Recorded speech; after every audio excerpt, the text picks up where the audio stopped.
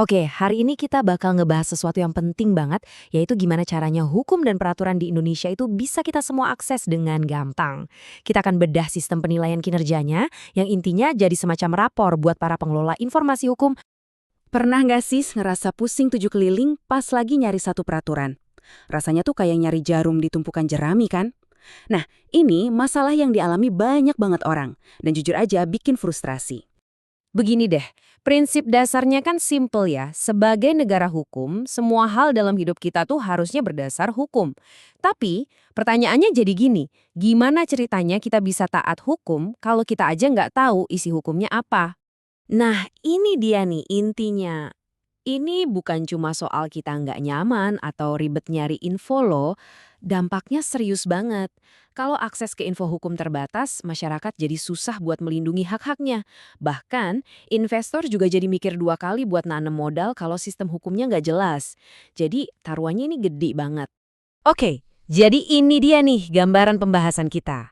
Kita mulai dari masalah utamanya, terus kita lihat solusi digitalnya, gimana sistem ini dapat pemeriksaan tahunan, apa aja yang dinilai, inovasi apa yang didorong, dan yang paling penting, kenapa semua ini relevan buat kita. Terus gimana dong cara pemerintah ngatasin masalah yang rumit ini? Nah, mereka punya solusi yang ambisius banget. Membangun semacam perpustakaan hukum digital raksasa buat seluruh Indonesia. Dan inilah dia pahlawannya, JDIHN. Coba bayangin JDIHN ini kayak perpustakaan hukum nasional super lengkap yang bisa kita buka dari HP atau laptop di mana aja. Tujuannya satu, ngumpulin semua dokumen hukum, mulai dari undang-undang sampai perda, di satu tempat. Biar apa? Biar kita gampang nyarinya. Dan tujuannya ini lebih dalam dari sekedar bikin gampang loh. Ini soal transparansi. Kalau aksesnya mudah, pemerintah jadi lebih akuntabel kan? Dan ujung-ujungnya, kepercayaan kita sebagai warga negara ke sistem hukum juga jadi ikut naik. Tapi, punya perpustakaan segede ini aja jelas nggak cukup. Harus ada yang mastiin kalau setiap pustakawannya, dalam hal ini kementerian, lembaga, dan Pemda, kerja dengan benar. Nah, disinilah peran penting dari pemeriksaan tahunan atau penilaian kinerja ini. Nah, lihat deh gambar ini. Kerennya, kita bisa lihat seluruh prosesnya dalam satu bagan.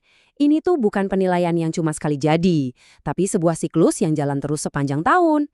Tujuannya ya buat ngejaga kualitasnya. Oke, biar gampang kita pecah proses yang kelihatannya rumit tadi jadi 4 tahap utama. Pertama, pelaporan, di mana para anggota ngasih data kinerja mereka. Kedua, penilaian, di mana tim khusus ngecek data itu. Ketiga, evaluasi, hasilnya dan prosesnya ditinjau lagi. Dan terakhir ada tindak lanjut, di mana mereka yang butuh bantuan akan dibimbing biar lebih baik. Kita bahas tahap pertama dulu ya, pelaporan. Jadi, sepanjang tahun, dari Januari sampai Desember, setiap anggota JDIHN ini tugasnya ngumpulin bukti-bukti kinerja mereka. Terus diupload ke sistem. Deadline-nya juga jelas banget, tanggal 31 Desember. Begitu semua data terkumpul, masuk tahun baru dimulailah tahap penilaian. Prosesnya adil banget. Ada nilai awal dulu, terus anggota dikasih kesempatan buat nyanggah kalau mereka ngerasa ada yang nggak pas. Habis itu ada validasi dan rapat pleno buat nentuin nilai akhirnya. Jadi semuanya terstruktur rapi. Oke, terus yang dinilai itu apa aja sih? Kalau kita ibaratkan ini rapor, kira-kira mata pelajarannya apa aja? Nah, ternyata semua proses ini intinya cuma mengukur 4 hal utama. Dan jangan salah ya, meskipun cuma 4, keempat variabel ini udah dirancang dengan sangat teliti. Benar-benar mencakup semua aspek penting dari pengelolaan info hukum yang modern dan berorientasi ke publik. Ini dia nih 4 mata pelajarannya. Pertama, soal kelengkapan dan akurasi dokumen. Intinya, semua infonya ada dan benar nggak? Kedua, aksesibilitas. Gampang nggak buat kita sebagai pengguna nyarinya? Ketiga, integrasi. Sistem mereka nyambung nggak ke jaringan pusat? Dan yang keempat, ini yang seru, soal pengembangan dan inovasi. Mereka terus cari cara-cara baru yang lebih baik nggak buat melayani kita? Kita lihat variabel pertama, kelengkapan. Ini penting banget. Jadi yang dinilai itu bukan cuma peraturan menteri aja, tapi juga dokumen-dokumen lain kayak naskah akademik atau hasil penelitian hukum, seperti yang bisa kita lihat di sini. Pokoknya, makin lengkap koleksinya, makin bagus nilainya. Lanjut ke yang kedua, aksesibilitas. Gini deh, percuma kan punya dokumen super lengkap tapi nyarinya susah setengah mati? Makanya, sistem juga dinilai dari fitur-fiturnya yang user-friendly. Contohnya fitur Advanced Search ini. Bisa nggak kita nyari berdasarkan tahun, nomor, atau status peraturan?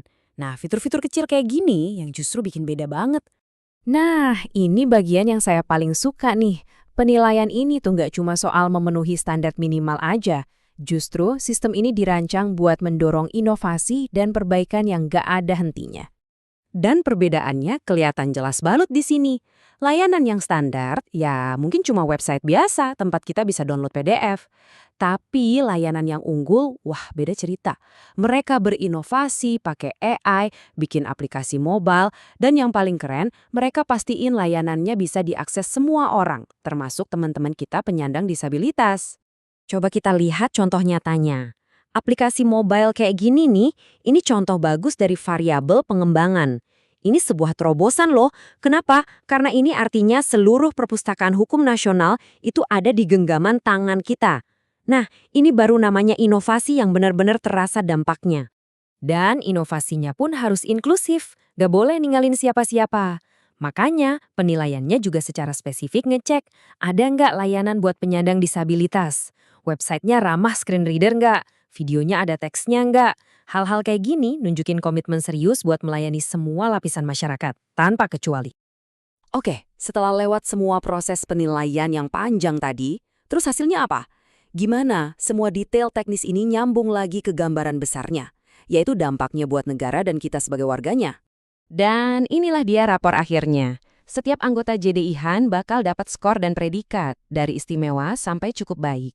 Ini cara yang transparan banget buat nunjukin siapa yang kinerjanya top dan siapa yang masih butuh dibimbing. Oh ya, dan ini bukan cuma soal predikat di atas kertas loh. Buat anggota yang nilainya kurang, mereka akan dapat pendampingan intensif dari pusat. Tujuannya apa? Supaya mereka bisa ningkatin layanan, karena pada akhirnya yang kita mau adalah kualitas yang merata buat seluruh masyarakat. Jadi setelah kita bedah semua prosesnya, pertanyaan besarnya sekarang adalah, what's next? Apa langkah selanjutnya? Sistem penilaian ini emang udah jadi fondasi yang kuat. Tapi perjalanan menuju transparansi hukum yang benar-benar total dan inklusif itu pastinya belum selesai. Kira-kira inovasi apa lagi ya yang kita butuhkan ke depannya?